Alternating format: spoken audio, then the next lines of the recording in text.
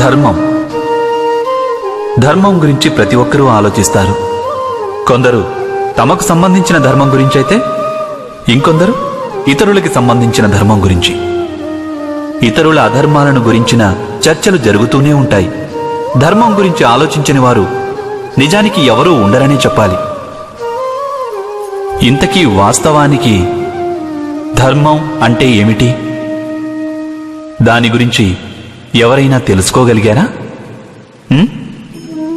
ధర్మం మనిషిని అతని సాటి మనుషులతో, సమస్త సృష్టితో కలిసి సుఖంగా జీవించమని చెప్తుంది. ఈ కారణం చేతనే కేవలం ఒక ధార్మిక స్థలంలోనే మనిషికి ఎల్లప్పుడూ శాంతి లభిస్తుంది. అలాంటి అనుభవం మీకు కలగలేదా? అంటే అర్థం, ధర్మం మనిషిలోని సంఘర్షణలన్నింటినీ నాశనం చేస్తుంది. మరి దీనర్థం మనిషికి సాటి మనుషులతో ఎలాంటి సంఘర్షణలు ఉండవని కాదు కదా? ఆలోచించండి. అంటే ప్రేమనేది ఉన్న చోట సంఘర్షణ ఉండక తప్పదా? మీరు అవునంటారు కదా, ఖచ్చితంగా ఉంటుందంటారు. కానీ మీరు లోతుగా ఆలోచిస్తే మీకే తెలిసి వస్తుంది. ఎప్పుడైతే సంఘర్షణ జరుగుతుందో అప్పుడు ప్రేమను విస్మరిస్తుంటామని. ఆ తర్వాత కాంక్షలు జనిస్తాయి, అహంకారం కలుగుతుంది, క్రోధం కలుగుతుంది. కానీ ప్రేమ లేదు. ప్రేమ అనేది ఉదయించదు.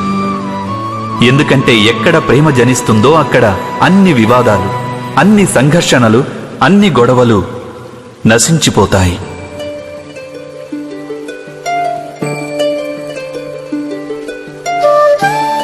ఒకవేళ ఇటువంటి ప్రేమ సమస్త లోకం పట్ల ఏర్పడితే, కేవలం మానవులపైనే కాదు, పశుపక్షాదుల మీద, గడ్డిపోచ మీద కూడా ఒకవేళ ఎవరికైనా హృదయంలో ప్రేమనేది ఉంటే, ఇక క్రోధానికి కారణం ఏదైనా ఉంటుందంటారా?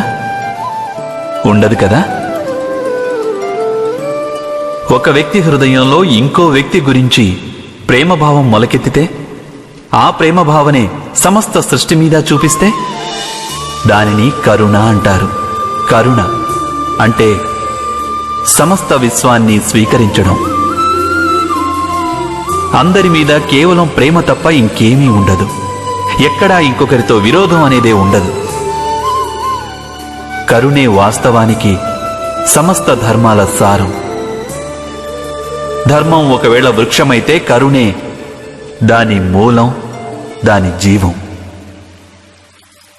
కానీ అప్పుడప్పుడు మానవుడు ధర్మం యొక్క మూలాన్నే విస్మరించే సమయం వస్తుంది. కొన్ని నియమాలకు, సంప్రదాయాలకు బందీగా ఉండిపోతాడు. కానీ కరుణను మర్చిపోతుంటాడు. ఇక ఈ జగత్తు నిండిపోతుంది సంఘర్షణలతో, ఈర్ష్యలతో, ఆక్రోశం, క్రోధం, వైరాలతో, అంటే అధర్మంతో.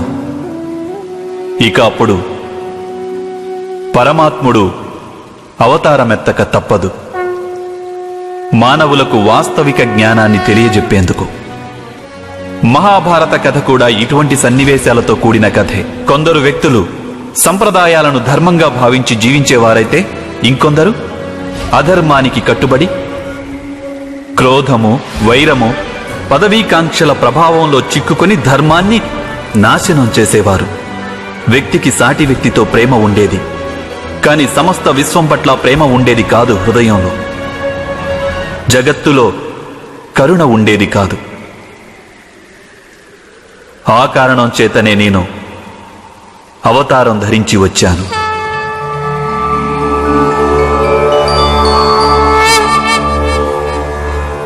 పరిత్రాణాయ సాధూనాం, సాధువులకు ముక్తినిచ్చేందుకు, వినాశాయ చ దుష్కృతాం, పాపకార్యాలు చేసేవారిని నాశనం చేసేందుకు, ధర్మ సంస్థాపనార్థాయ, ధర్మాన్ని స్థాపించడం కోసం నేను వసుదేవ సుతుడను ప్రవేశిస్తున్నాను ఈ మహాభారతమనే గాథలోకి.